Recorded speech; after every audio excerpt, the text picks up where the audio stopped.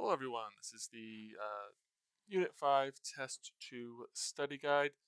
Try and get this completed for you guys. Again, we're going to take this one page per video, and let's get started. State the domain and range of the following functions, and what type of value is the input, and what type of value is the output. Well, the domain for inverse sine is anything from -1 to 1. The range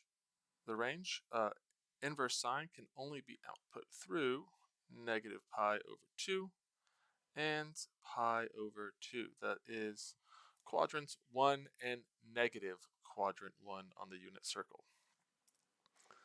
Inverse cosine is the same domain as sine, anything from -1 to +1. Anything outside of that is undefined.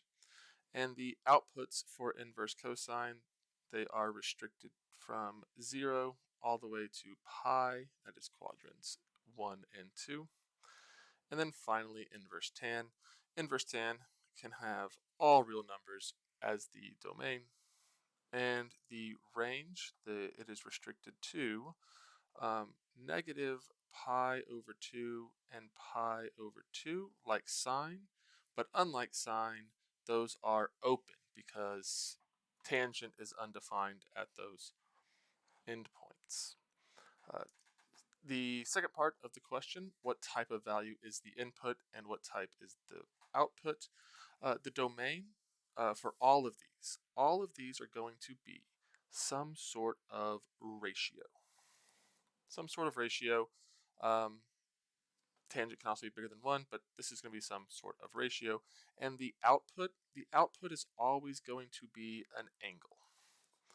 Unlike the normal trig functions, the regular trig functions, where the input is an angle and the output is a ratio.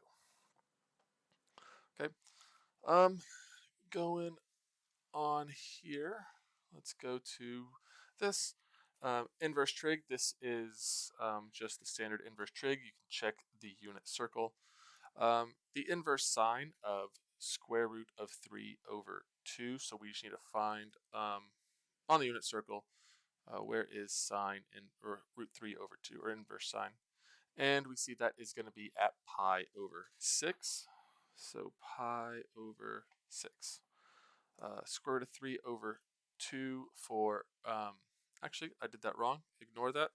That's supposed to be pi/3. Pi/3 is inverse sine of root 3/2. Inverse cosine of root 3/2, that one is pi/6. And then inverse tangent of root 3. So tangent, again, is sine over cosine. So that ends up being right at pi/3. The positive ratios are really easy. All their solutions are going to be in quadrant 1. Inverse sine of negative root 3/2. We have to be careful with this one because we have a negative with sine. That means we're going to be in negative quadrant 1, not quadrant 4.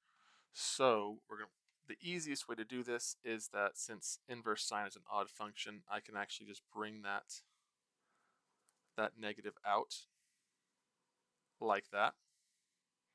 And then I just need to find the inverse sine of square root of 3/2, which, as we saw up here, is pi/3.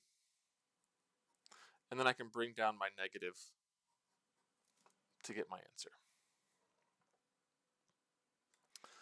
We have a negative ratio with inverse cosine now. Do not mess with that negative. We can just look at the unit circle for inverse cosine because its range is 0 to pi. So that's quadrants 1 and 2. So -1/2 is going to be 2 pi/3.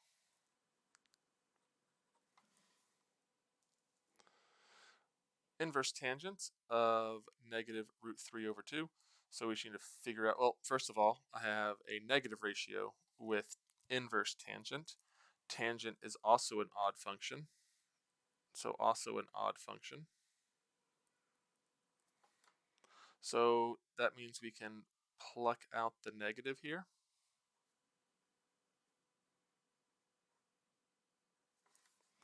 we can pluck out the negative here, and we just need to find out when inverse tangent is square root of 3 over 3. And that's going to be when at pi over 6. And then don't forget to drop down our negative here to give us our final answer. Okay. Moving on, number 7, the inverse sine of -2. Well, -2 is not in the domain of inverse sine, so this is undefined.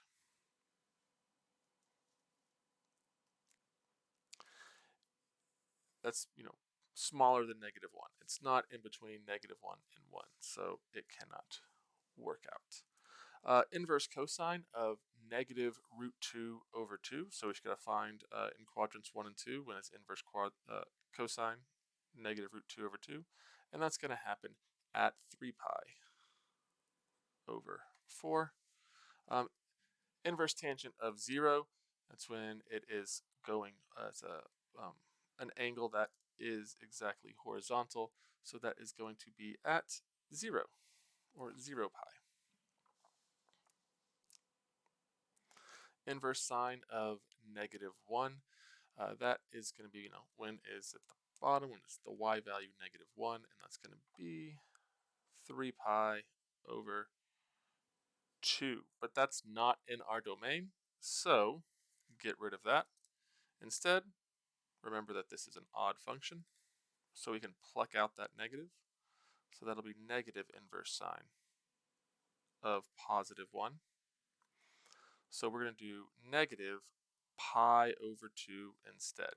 These are coterminal angles, but only one of them is in the range of inverse sine.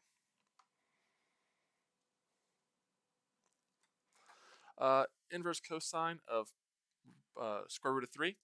Well, this is a tangent value on the unit circle, but it's not a cosine value in the unit circle. So let's make sure it's in our